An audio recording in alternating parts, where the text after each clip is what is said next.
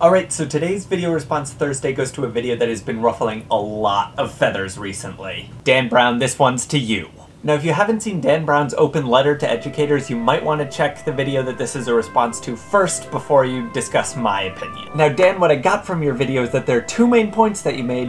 One, that information is now free because of the internet, and two, that institutionalized education is mostly focusing on facts rather than fostering creativity and insight. So first, yes, there is a heck of a lot of information available on the internet. I can put pretty much anything that I want into Google and find something on it. And this works for many research papers because I've actually found scholarly articles in online databases that have exactly what I need. However, there's also a lot of even better information that you still have to pay for on the internet, either through subscription fees, rentals, or anything like that. And usually the price of this ends up being about the same price as a good old-fashioned book. And oftentimes more specific and helpful information is actually still available in books, which are generally found in libraries, and the most scholarly sources are actually still in university libraries, mostly not public libraries. So I'd argue that universities still hold the key to most information. Secondly, I'd also argue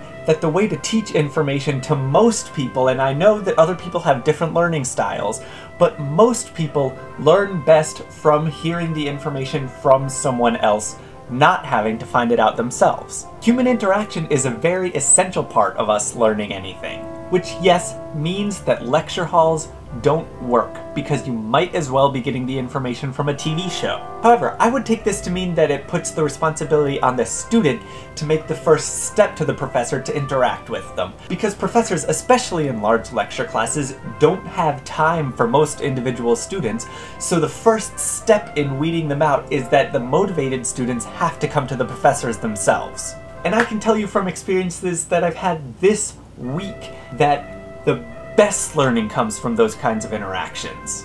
And where do you find the most knowledgeable people but at centers of learning? We as students just have to be willing to make the first step, and that's where motivation and drive comes from. And these sorts of discussions will bring out the creativity and motivation that you said is lacking in the system, because you are actually actively participating in the learning process. And this honestly is why I keep coming back to YouTube, because it's the same frustrations that I have. I don't often get to discuss things with people because we as students are stuck studying the facts, learning information, not necessarily synthesizing it. However, I can't say that we're not expected to synthesize it, because that is where the legendary essay questions on tests come from, and that's why the essay questions count for so much of our grade, because it requires us to think for ourselves and synthesize information. So basically what I'm saying is, yes, the system is broken. No, the system is not a failure.